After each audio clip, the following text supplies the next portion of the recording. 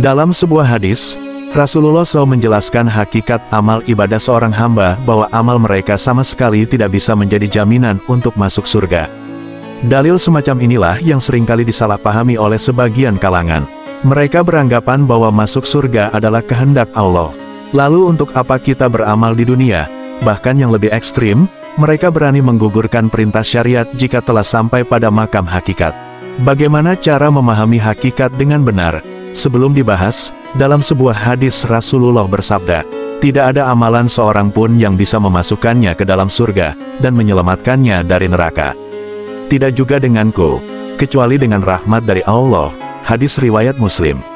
Memang benar jika dikatakan masuk surga tidak didasarkan pada amal, melainkan karunia dan rahmat Allah. Akan tetapi menjadi tidak benar jika memiliki anggapan bahwa amal baik sama sekali tidak memiliki nilai apapun. Rasulullah pernah menceritakan salah seorang abid atau ahli ibadah yang atas izin Allah hidup hingga berusia 500 tahun. Ia menghabiskan hidupnya dengan beribadah hingga sesaat sebelum meninggal. Abid tersebut berdoa kepada Allah agar diwafatkan dalam keadaan tengah sujud. Kisah ini dinukil dari Al-Hafiz Al-Munziri yang mengutip salah satu hadis dari perawi Imam Al-Hakim. Berdasarkan keterangan hadis tersebut, Rasulullah mendengar kisah tentang seorang abid ini dari malaikat Jibril. Rasulullah bersabda, baru saja Jibril meninggalkanku. Dia berkata, Muhammad, demi zat yang mengutusmu dengan kebenaran, sesungguhnya Allah memiliki seorang hamba. Dia telah menyembah Allah selama 500 tahun di puncak gunung tengah lautan. Dijelaskan dalam hadis tersebut tempat tinggal dari seorang abid itu. Ia tinggal di sebuah puncak gunung dengan luas 50 hasta sementara jarak lautan ke pantai dari tiap penjuru adalah 4.000 farsah.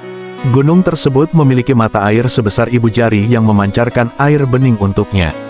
Adapun untuk keperluan makan, abid itu mengandalkan pohon delima yang setiap malam memberinya 1 buah matang. Kesehariannya hanya diisi dengan beribadah. Setiap sore menjelang malam, abid tersebut turun dari gunung dan mengambil air wudhu. Setelahnya, ia mengambil buah delima untuk dimakan dan melaksanakan sholat. Dalam sholatnya, abid tersebut selalu berdoa kepada Allah. Jika ajal menjemput dirinya, semoga ia sedang tengah bersujud kepada Allah. Ia juga memohon kepada Allah agar jasadnya kelak dapat terlindungi dari kerusakan yang ada di bumi maupun benda-benda lain. Ia memohon agar jasadnya utuh tetap dalam keadaan sujud hingga ia dibangkitkan kembali pada hari kiamat nanti.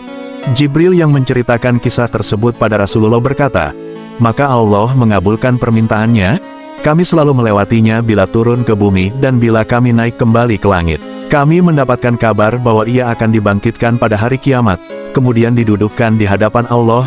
Lanjut penjelasan dari malaikat Jibril. Berdasarkan yang dikisahkan malaikat Jibril pada Rasulullah, Allah berfirman kepada abid itu, masukkanlah hambaku ini ke surga atas berkat rahmatku. Kemudian abid itu menjawab, ya Robbi, masukkanlah hamba ke surga atas berkat amal perbuatanku. Allah kembali berfirman, masuklah engkau ke surga atas berkat rahmatku. Namun, abid tersebut berkata lagi, ya Robbi, masukkanlah hamba ke surga atas berkat amal perbuatanku. Hingga Allah menjelaskan, timbanglah pada hambaku ini antara nikmat yang telah kuberikan dengan amal perbuatannya. Maka didapati bahwa nikmat penglihatan dari si abid telah menyamai nilai ibadah yang dilakukan oleh sang abid selama 500 tahun. Belum lagi nikmat-nikmat dari anggota tubuh lainnya. Allah bertanya kepadanya, wahai hambaku, siapakah yang telah menciptakan kamu dari tidak ada? Abid itu menjawab, engkau ya Rob. Siapa yang telah memberikan kekuatan untuk melaksanakan ibadah selama 500 tahun? Engkau ya Rob.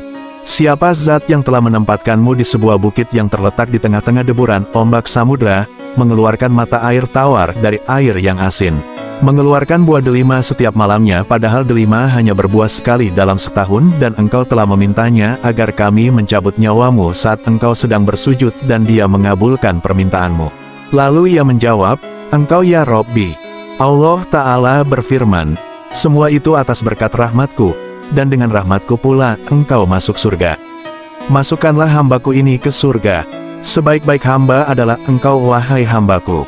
Berdasarkan cerita Rasulullah yang didengar dari malaikat Jibril, abid itu pun dimasukkan ke dalam surganya. Kemudian malaikat Jibril menutup kisahnya dengan berkata pada Rasulullah, segala sesuatu itu terjadi hanya dengan rahmat Allah, wahai Muhammad. Hadis riwayat Al-Hakim. Semoga dengan kisah ini, dapat menyadarkan kita untuk selalu beriman kepada Allah Subhanahu wa Ta'ala. Jangan lupa terus support channel ini, agar kami lebih semangat dalam berbagi cerita dan informasi menarik lainnya.